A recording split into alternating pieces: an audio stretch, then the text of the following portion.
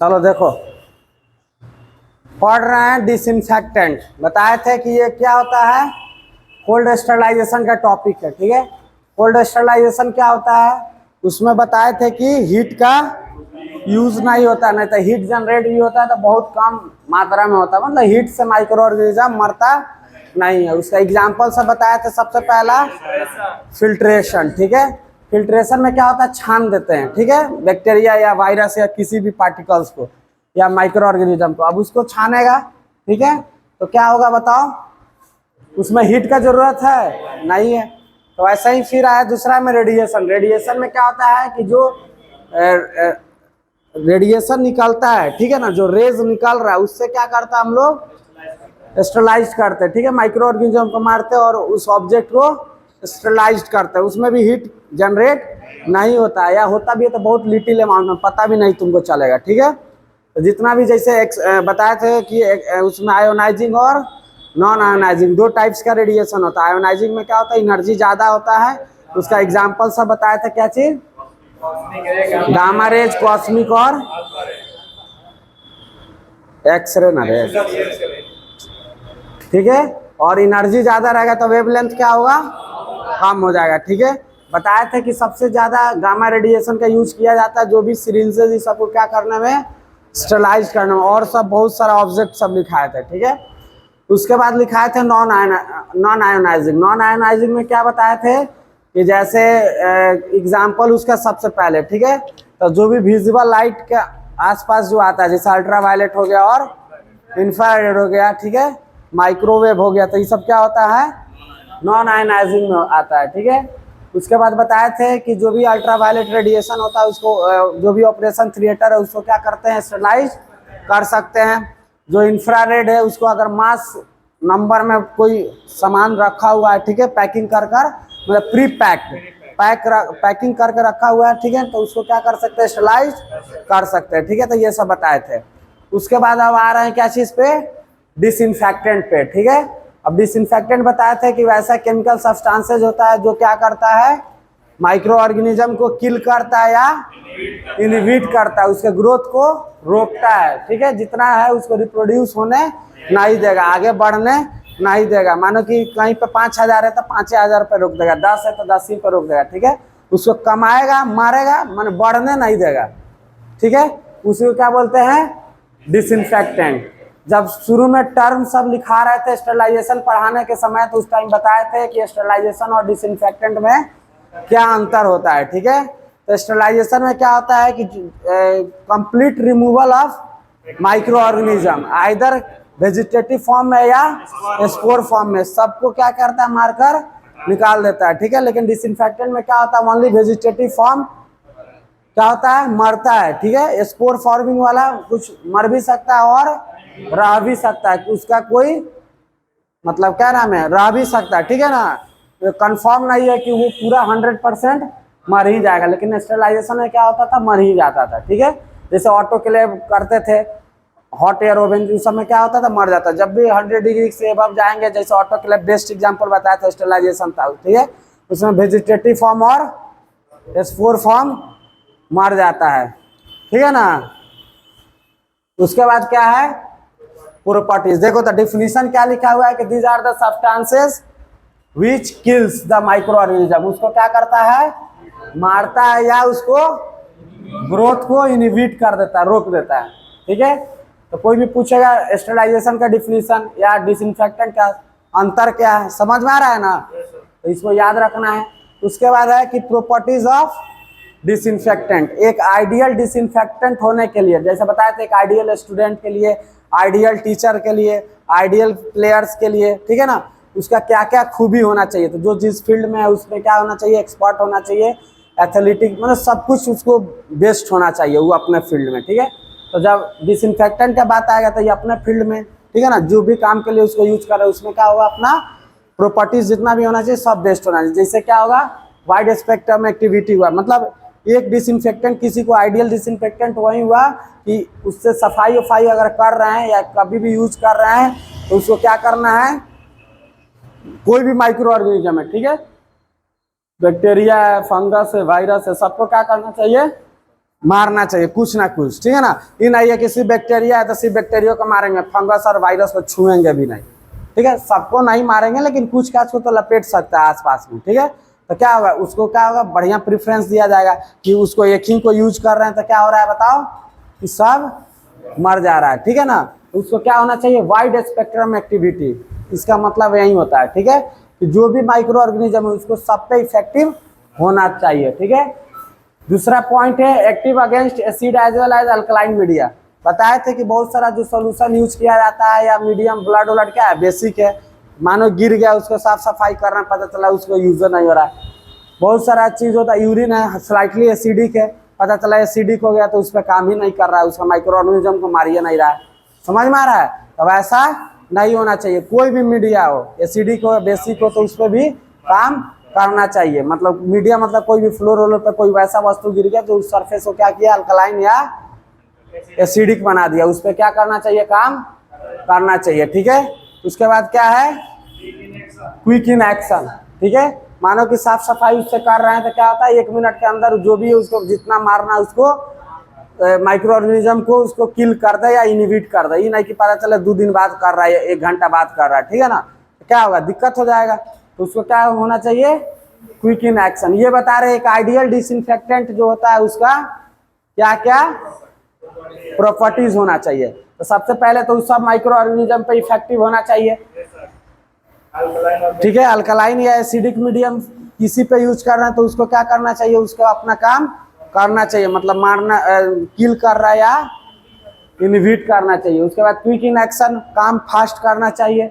दूसरा है high penetrating power. बताए थे कि जितना जल्दी माइक्रो ऑर्गेनिज्म के अंदर जाएगा उतना जल्दी उसको डिस्ट्रॉय या मारेगा या प्रोटीन को ओगुलेट करेगा, बताए थे ना। तो जितना जल्दी हाई पेनिट्रेटिंग पावर होना चाहिए कि मतलब जल्दी से अंदर वो घुस जाए और अंदर तक चला जाए, समझ में आ रहा है। ऊपर ऊपर आएगा तो कुछ उसको बिगाड़ पाएगा, नहीं बिगाड़ पाएगा। उसके बाद स्पीडिंग एक्शन, काम करने में उसको क्या होना चाहिए, तो इसका काम क्या है, माइक्रो ऑर्गेनिज्म को मारना है तो मतलब माइक्रो ऑर्गेनिज्म को फास्ट फास्ट मारे, जल्दी जल्दी मारे। कॉस्ट इफेक्टिव, सस्ता होना चाहिए, ज़्यादा महंगा नहीं होना चाहिए। Not cause any allergic reaction, ठीक है। अगर मानो कि उसको हाथ से छू रहे हैं, ठीक है, तो ऐसा नहीं कि पूरा फुंसी कुछ कुछ लाल लाल धब्बा सब आने लगा या इरिटेशन नोचनी ओचनी होने लगा, तो हम यूज करेंगे। जैसे फेनाइल है, ठीक है, तो फेनाइल क्या होता है, सस्ता होता है, मार्केट में मिल जाता है, इजीली अवेलेबल हो जाता है, कलर भी ठीक है, उसका फ्रेगनेंस भी ठीक ठाक आता है, उसको यूज करते हैं, हाथ से पोछा सा मारते हैं तो हाथ में चुनचुनाता नहीं है, ठीक है। इरिटेशन लाल लाल धब्बा वब्बा भी जल्दी नहीं आता, तो क्या होता है, इसीलिए उसको बेस्ट मानते हैं, समझ में आ रहा है। वैसा ही बहुत सारा केमिकल सब है, तो उसको कब कब अच्छा मानेंगे वो बता रहा है, ठीक है। तो वो क्या करना चाहिए, एलर्जिक रिएक्शन नहीं करना चाहिए या इरिटेशन, ठीक है, नोचनी वोचनी जो होता है ऐसा ऐसा नहीं होता, चुनचुनाने लगता है सब, वो सब नहीं होना चाहिए। Should not crore the metal. अब मानो कि किसी मेटल पे मानो कि पोछा मार दिए, ठीक है, मानो यही लोहा का बेंच है, इसी पे हम कुछ काम कर रहे हैं, कुछ भी रख रहा है, उसको पता चला इस पर कुछ गिर गया, उसको साफ किया, पता चला जंग लग गया, फायदा है उसको यूज करने से, नहीं है। या बहुत सारा मेटल का सामान मशीन वशीन रखा हुआ, मानो कि उसको पोछ दिए तो क्या होगा, फायदा ही नहीं है। तो फिर क्या होगा, मानो करोड कर गया, जंग लग गया, तो कोई फायदा है नहीं है, तो इसको यूज नहीं करेंगे। Should not be absorbed in the circulation. अब हाथ से कोई मानो कि पोछा मार रहा है या हाथ से यूज कर बीटाडिन लगा रहा है या कुछ भी लगा रहा है, पता चला कि सर्कुलेशन में चला गया, तो केमिकल है ना, तो जाके कुछ ना कुछ रिएक्शन करेगा, कुछ ना कुछ हार्म करेगा ब्लड में जाकर, तो क्या होगा, हार्मफुल हो जाएगा। तो उसको क्या करना चाहिए, सर्कुलेशन में एब्जॉर्ब नहीं होना चाहिए। बाहर लगाएं तो बाहर का जो काम है निपटाओ और खत्म हो जाओ, समझ में आ रहा है। ये नहीं कि पता चला गया कि यहाँ का काम हुआ नहीं, ब्लड में चला गया, तो ब्लड में जाकर पूरा शरीर में फैलेगा, तो जाकर हार्ट में लंग्स में जहाँ जाएगा, हो सकता है वो केमिकल हार्मफुल है, कैंसर प्रोड्यूस करे, कुछ भी कर दे, तो सर्कुलेशन में उसको नहीं जाना चाहिए। नॉट लगा हुआ, ध्यान देना, ठीक है। और प्लीजेंट स्मेल, थोड़ा सुगंधित बढ़िया रहना चाहिए, खुशबूदार, ठीक है ना। तो वो तो ये अच्छा डिसइंफेक्टेंट का क्या है, प्रॉपर्टीज है या क्राइटेरिया है, मतलब एक अच्छा डिसइंफेक्टेंट कब कब और किस किस केस में उसको बोल सकते हैं, ठीक है ना, ध्यान रहेगा। उसके बाद क्या है, मूड ऑफ एक्शन। क्या है, अब मोड ऑफ एक्शन मतलब वो काम कैसे करता है, क्या करता है, काम कैसे करता है, ठीक है। तो उसका मोड ऑफ एक्शन है, सबसे पहले बताया कि प्रोटीन को क्या करता है, कोआगुलेट करता है, थक्का जमा देगा। तो प्रोटीन क्या होता है, बहुत सारा चीज उससे बनता है, ठीक है, बहुत सारा काम करता है, बॉडी फंक्शन करता है, उसको क्या करेगा, थक्का जमा देगा, उसका बायोलॉजिकल जो प्रॉपर्टीज रहेगा वो क्या होगा, खत्म हो जाएगा। तो वो आगे काम करेगा, नहीं काम करेगा, तो उससे क्या होगा, माइक्रो ऑर्गेनिज्म मर जाएगा। तो ये सब क्या करवाता है, माइक्रो ऑर्गेनिज्म में करवाता है, क्या करवाता है, माइक्रो ऑर्गेनिज्म में, ठीक है ना, ये सब होता है, ध्यान रखना, ठीक है ना। तुम्हारे शरीर में नहीं होता है, क्योंकि मारना हमको किसको है, माइक्रो ऑर्गेनिज्म, क्योंकि हमको अपने को मार लेना है, ठीक है, तो वो ध्यान रखना, ठीक है ना। कभी कभी लगता है किसी किसी को नहीं होता है तो माइक्रो ऑर्गेनिज्म छोड़कर अपने में प्रोटीन कोआगुलेट हो जाए, ये सब नहीं, ठीक है। तो ध्यान है, टॉपिक को ध्यान रखेगा तो सब याद रहेगा। उसके बाद क्या है कि अगर तुम्हारे सेल में पेनिट्रेट करेगा, बताए हाई पेनिट्रेटिंग पावर, तो सेल मेम्ब्रेन में क्या करेगा, रप्चर करेगा। और सेल मेम्ब्रेन के अंदर ही क्या है, साइटोप्लाज्म है, न्यूक्लियस है, न्यूक्लियर सब कुछ है, समझ में आ रहा है। तो क्या होगा, बाहर आएगा और उसके बाद क्या होगा, सेल डेथ हो जाएगा, ठीक है। तो उसका क्या होगा, लॉस ऑफ कंटेंट्स। अंदर में जितना भी है माइटोकॉन्ड्रिया, मीजोसोम, जो भी बैक्टीरिया में अलग अलग रहता है, वायरस में अलग रहता है, सब कुछ क्या होगा, बाहर निकलेगा और सब खत्म, ठीक है। तो उससे भी क्या होगा, सेल मतलब माइक्रो ऑर्गेनिज्म क्या होगा, मर जाएगा। प्रोटीन कोआगुलेशन होगा, इससे भी मर सकता है। या एंजाइम बताया था कि हमारे शरीर में जितना भी रेस्पिरेशन कर रहा है या सेल मेटाबॉलिज्म कुछ भी कर रहा है, ठीक है, कैटाबॉलिज्म है ना, मतलब कुछ बन रहा है या टूट रहा है, रेस्पिरेशन, सर्कुलेशन सब क्या होता है, एंजाइम मीडिएटेड होता है, ठीक है। तो एंजाइम को मानो ब्लॉक कर देगा तो फंक्शन हो पाएगा।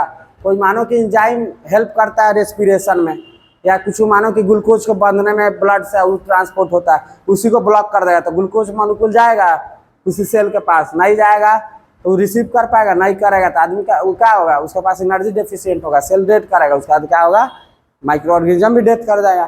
तो एंजाइम क्या होता है, बहुत सारा सेल मेटाबॉलिज्म में क्या होता है, हेल्प करता है। जितना भी सेल मेटाबॉलिज्म होता है सब एंजाइम ही हेल्प करता है। और एंजाइम को ही ब्लॉक कर देगा, रोक देगा तो क्या होगा, वो अपना काम नहीं करेगा। तो जो काम नहीं करेगा तो वो सिस्टम फेल तो धीरे धीरे माइक्रो ऑर्गेनिज्म खत्म, ठीक है। तो वही है कि डिस्टर्बेंस करेगा किसमें, एंजाइम के फंक्शन में। और जब एंजाइम फंक्शन डिस्टर्ब होगा तो क्या होगा, enzymes are necessary for cell metabolism. क्या जितना भी सेल में मेटाबॉलिज्म होता है उसमें क्या करता है, हेल्प करता है, ठीक है। तो सेल मेटाबॉलिज्म नहीं होगा तो क्या होगा, सेल डेथ कर जाएगा। और सेल डेथ हो जाएगा तो क्या होगा, माइक्रो ऑर्गेनिज्म एक एक सेल से बना हुआ, सेल धीरे धीरे डेथ होता है तो लास्ट में क्या होगा, माइक्रो ऑर्गेनिज्म मर जाएगा। समझ में आया।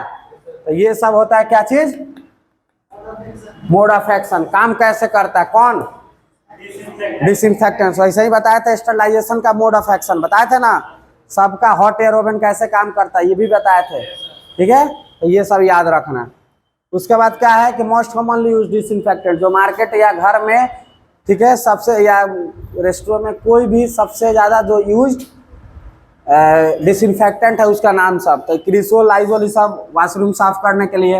हाइपोक्लोराइड बताया कि लैब में बहुत सारा इक्विपमेंट, ठीक है, ग्लव्स हो गया या नीडिल उडिल को क्या किया जाता है, साफ करता है। और भी बहुत सारा काम होता है, क्लोरामीन होता है, क्लोरीन, ये सब को मानो कि क्या होता है कि जो पहले क्या होता था कि कहीं भी कचरा सड़ा रहता क्या होता है, क्लोरीन छिड़क देता था। या टैप जो भी पानी का टंकी रहता है या क्या होता है कुआं, उसमें क्या करते थे पहले के ज़माने में, क्लोरीन सब छिड़कते रहते ताकि क्या हो, वहाँ का साफ सफाई, जो भी बैक्टीरिया वैक्टीरिया वो सब मर जाए, ठीक है। पानी आदमी पीता था ना उसको, तो इसके लिए, ठीक है।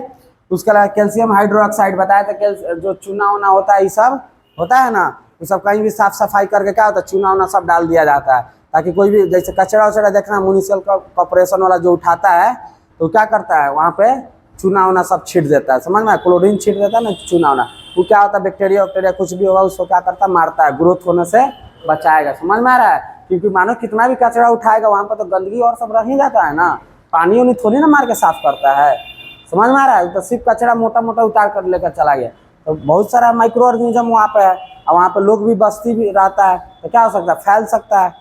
तो उसको क्या होता है कि डाल देता है ताकि जो भी है यहीं पे खत्म, मर जाए नहीं तो वहीं पे कम हो जाए, रिड्यूस हो जाए, ठीक है।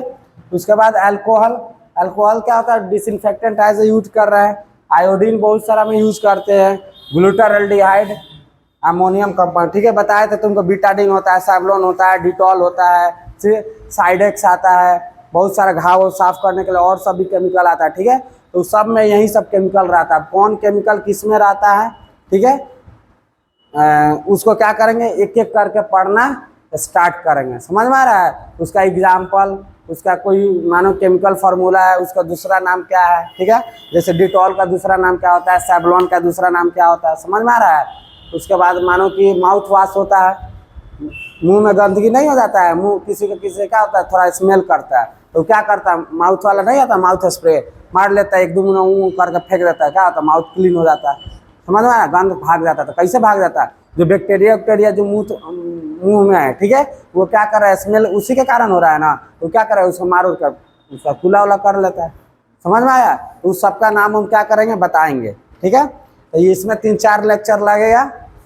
उसके बाद इसका लास्ट में फंक्शन पढ़ लेंगे, उसके बाद क्या होगा, स्टेरिलाइजेशन डिसइंफेक्टेंट खत्म। समझ में आया? तो ये ध्यान रखना, ठीक है।